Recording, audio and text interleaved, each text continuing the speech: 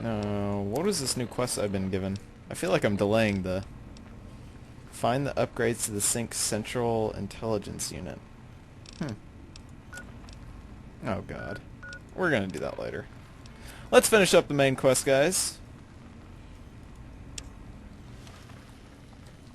You require some addition. And rightly so, I should think. Install implants, swap body parts.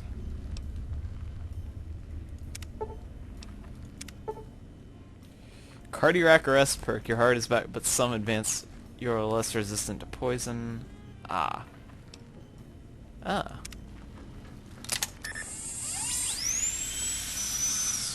Oh god. You require some additional... I don't want to hear that. It reminds me of the dentist.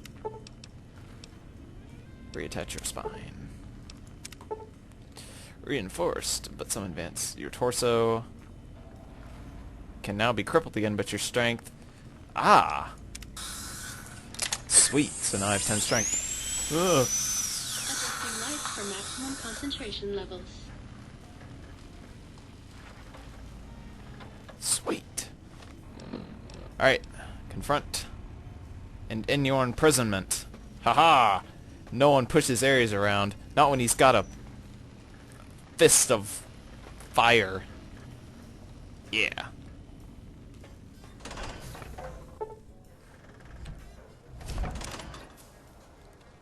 Damn right I'm ready to finish this once and for all. Just to let him know I'm ready for business.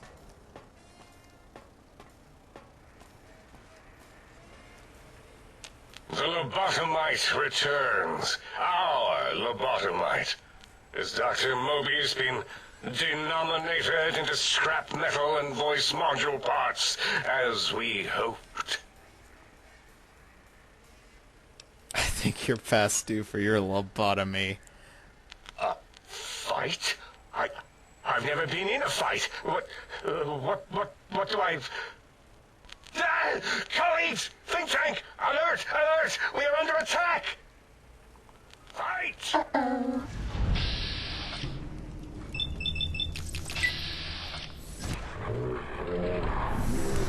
Ready to die, Dr. Klein. Ha ha ha! I don't even know what my weapons do.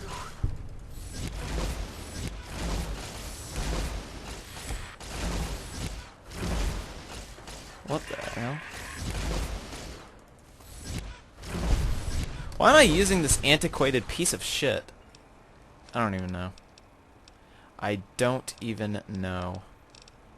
We're gonna pull out our weapon of death. Please take this. I don't want you to die.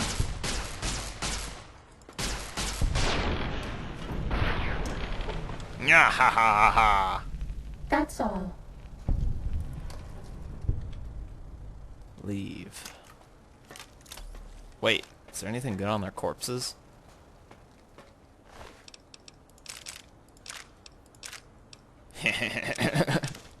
I love it.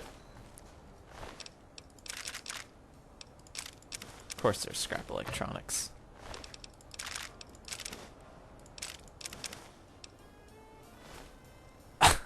There would be a teddy bear on her corpse.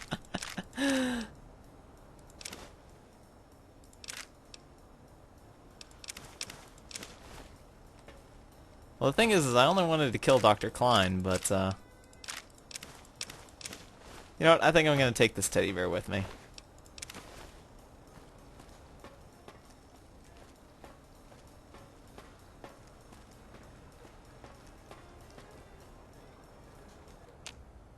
As it had been in the years before the Great War, Big Mountain, the Big Empty, became home to one of the brightest minds of the 23rd century. The courier watched over the Big Empty for years to come, caring for it and keeping its discoveries safe until they were needed to help others. Which had always been Big Mountain's purpose. Past the laboratories and science, it had always been intended as a place to build the future of all mankind. The courier had scoured much of the Big Empty, although secrets still remained in the crater's depths. Perhaps that was for the best, however. Curiosity, while sometimes rewarded for its efforts, often proves to be equally dangerous. Dr. Mobius continued his research undisturbed in the Forbidden Zone. As much as he had attempted to create better scorpions, he tried the same with humanity, with considerably less success. These failures didn't bother him overmuch. Once the rush of mentats wore off, he forgot he had failed in any event. After all, the bright young mind who had come to visit him in the Forbidden Zone had already exceeded his expectations. The sink atop the dome bustled with the voices of a small town, constantly chirping, arguing, and snarling at each other. Still, this all happened productively in the interests of its new owner. The Sync Central Intelligence Unit discovered, despite its inversion code, it was comforted by the sense of community the other personalities gave it. The biological research station, obsessed with seeding everything in sight, requested a transfer to the X-22 Botanical Garden, so that it might, in its own words, sensually fertilize the garden's smooth contours. The garden sent back a polite refusal, saying it had prior commitments with a vault it had helped infect before the war. The book chute continued to devour all seditious materials until it nearly choked on a paperclip. It adamantly maintained it was a Chinese paperclip, and the whole thing had been an elaborately orchestrated assassination attempt. Whatever the reason, it slowed down for a while, carefully appraising each document and clipboard that came to it. The light switches continued to bicker and flicker. This persisted until the day someone dropped a flashlight in the sink, and the two of them united in their hatred of the Showboat. One of them eventually transferred to the Lightwave Dynamics plant and began a long, unrequited affair with one of the holograms. The thing continued to ruthlessly scrub any particulate matter that came near it. Eventually, it gained access to the magnetohydraulics plant and nearly flooded all the Big Empty in an attempt to scrub the crater clean. Once it learned of the innovative toxins plant, however, it gained new purpose. It sought to develop antitoxins to flush into its drains and counteract the poisons bleeding into the soil. The toaster continued its psychotic spree, reducing all appliances in range to scrap electronics and spare parts. After one of its more psychotic episodes, however, the other Sync personalities decided enough was enough and dumped the toaster in a bathtub. Sparking and hissing, the toaster swore its enemies would rue the day when they had bread and no way to toast it. Muggy did his best to collect coffee cups, although in his quest, he accidentally trapped himself in Higgs Village. It might have been the end for poor Muggy. Except, he found it peaceful there, tidying up the kitchens of the think tank professors back when they had been flesh and bone. Well, except for Dr. O, who was an asshole for having created Muggy in the first place. Muggy left O's house deliberately dirty, punishing the dishes and cups that lived there in blind revenge for serving Dr. O. Blind-eye old Jefferson eventually discovered a new sound. Silence. It only made him more filled with the blues than before. It was rumored by the other personalities that he had a brief fling with the light switches. Although he forgot their names much too often and was soon left in the dark as punishment. Autodoc, always gentle and methodical, kept sewing up the courier in all the right places when the skin split open from repeated wear and tear. The Autodoc was just glad to have purpose again. It heard its simpler brothers and sisters who got shipped to the Sierra Madre were bored out of their skulls in that toxic dead city. In time, the Autodoc found a way to deactivate the Y-17 trauma harnesses, releasing the corpses they had held prisoner for almost 200 years. As the courier ran through the X-8 facility multiple times, the computers analyzed the test subject's movements. Rather than performing a superficial observation, they realized the subject barely knew what communism was, or even what a high school was. This confused them for a time, until the facility finally realized that its research had succeeded. So it let its cyber dogs out into the wastes to help protect small communities from physical aggression rather than communist propaganda. The infiltration program in X-13 felt spent, having repeatedly upgraded the stealth suit until it could upgrade it no more. It felt warm, fulfilled, and a bit sluggish. It realized not long after, the stealth suit had left it, without so much as a note on the nightstand. So the infiltration program sent out robo-brains into the wastes, looking for its wayward technology. It eventually found Repcon HQ and set up a new research center, testing and murdering fiends who kept breaking into the facility. The courier, organs intact, continued onwards, a little less heavy of step, but with all the organs in the right places, as they should be. After all, brains can develop a life of their own when left to their own thoughts, and the courier's brain was more clever than most. The think tank basement, filled with lobotomized robotical frames of the doctors, now served as a graveyard. The monitors had recorded the battle in its entirety, including the think tank's final, shrill, terrified screams, whimpers, and pleas for mercy.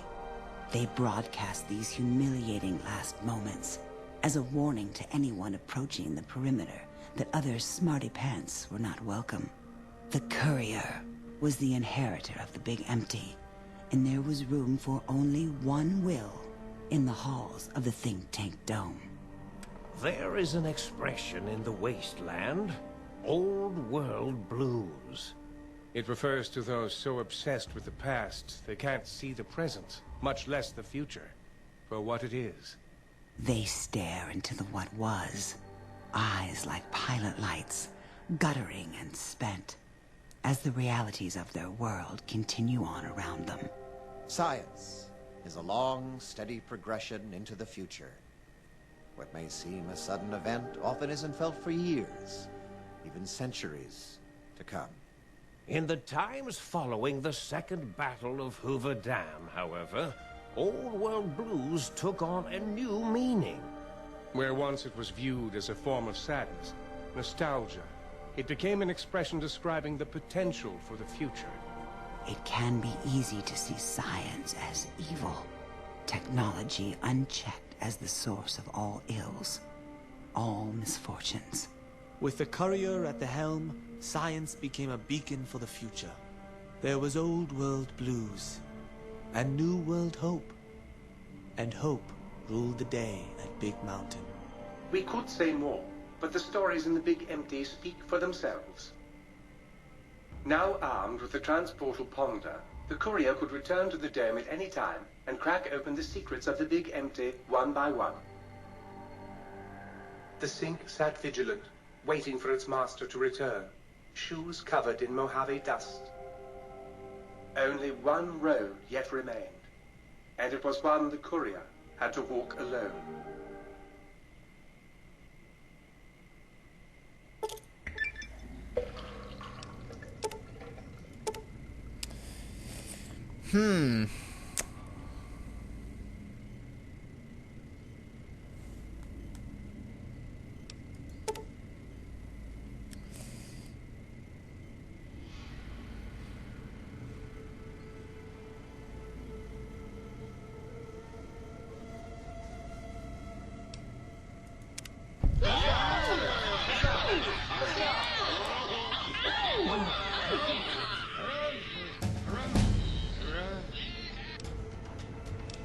Hey! Looks like they're just as happy as I am.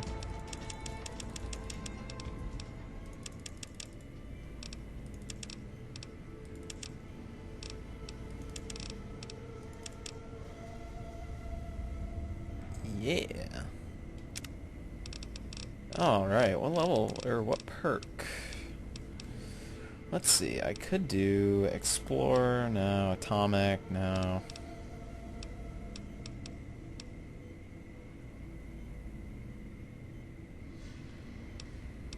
Yeah, I guess I'll do Meltdown.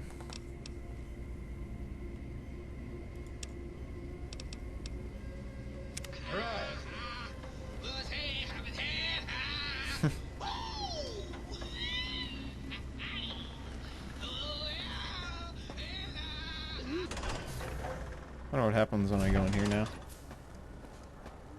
Yep. Just dead robots.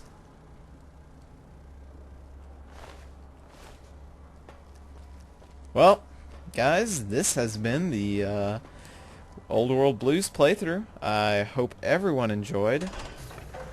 I had a very good time with this. This is a very fun DLC, even though I played it all in one playthrough. It's probably taken me about 4 hours. And yeah, wow, very funny. I'm definitely gonna continue on with this and do a bunch of the side quests, not in a video form, just on my own. But I really hope you guys enjoyed as much as I did, and I will see you guys next time.